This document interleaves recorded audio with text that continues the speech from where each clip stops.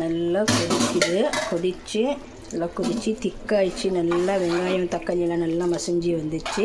இப்போ வந்து நாங்கள் இந்த மீன் வந்து இதில் போட்டுக்கலாம் ஒன்று ஒன்றா.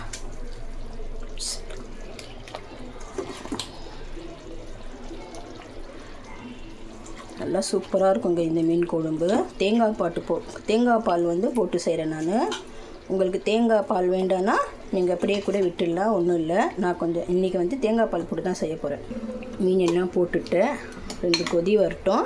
கொதி வந்த பிறகு தேங்காய் பால் வந்து சும்மா ஒரு 3 பத்தை தான் நான் வந்து பால் எடுத்து வச்சுருக்கிறேன். இது போட்டுக்கலாம். இதில் நல்லா கொஞ்சம் கொதி வரட்டும். தேங்காய் பால் போடும்போது கொதிக்கக்கூடாது. சும்மா ஒரு செகண்ட்லேயே நாங்கள் ஆஃப் பண்ணிடணும். அதனால தான் இது நல்லா கொதிக்க பிறகு நான் போடுறேன். இதில் நல்லா கொதிச்சுது. நல்லா இப்போவே பாருங்களேன் எவ்வளோ சூப்பராக இருக்குது மீன் குழம்பு. அப்படியே நல்லாயிருக்கும். இருந்தாலும் நாங்கள் இன்றைக்கி தேங்காய் பால் போடுறோம், அது ஒரு டேஸ்ட் கொடுக்கும். இப்போ வந்து இந்த தேங்காய் பால் வந்து இதில் போட்டுக்கலாம்.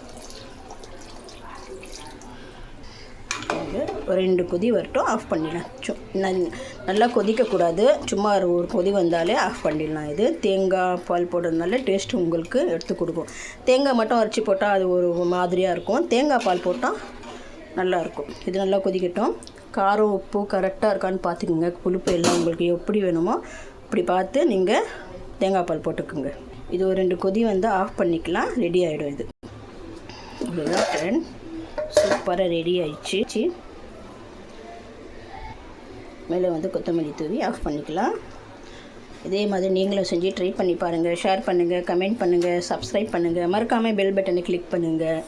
புதுசாக வரவங்க சப்ஸ்கிரைப் பண்ணிவிட்டு பாருங்கள். இந்த மாதிரி மீன் குழம்பு செஞ்சு நீங்கள் சாப்பிட்டுட்டு கமெண்ட்டில் சொல்லுங்கள் எப்படி டேஸ்ட்டு இருக்குன்னு சொல்லி. அப்படியே அவ்வளோ அற்புதமாக இருக்குங்க இது. அவ்வளோதான் ஃப்ரெண்ட்ஸ். புதுசாக வரவங்க சப்ஸ்கிரைப் பண்ணிவிட்டு பாருங்கள். நம்ம சேனலுக்கு லைக் பண்ணுங்கள். நாங்களும் கஷ்டப்பட்டு போடுறோம். வீடியோ கட் பண்ணி எடுத்து ரொம்ப கஷ்டமாக தான் போடுறோம். நீங்கள் லைக் பண்ணது தான் மறுபடியும் உங்களுக்கு வந்து நல்ல வீடியோவாக போட முடியும். இதே மாதிரி நீங்களே செஞ்சு என்ஜாய் பண்ணுங்கள். பாய்.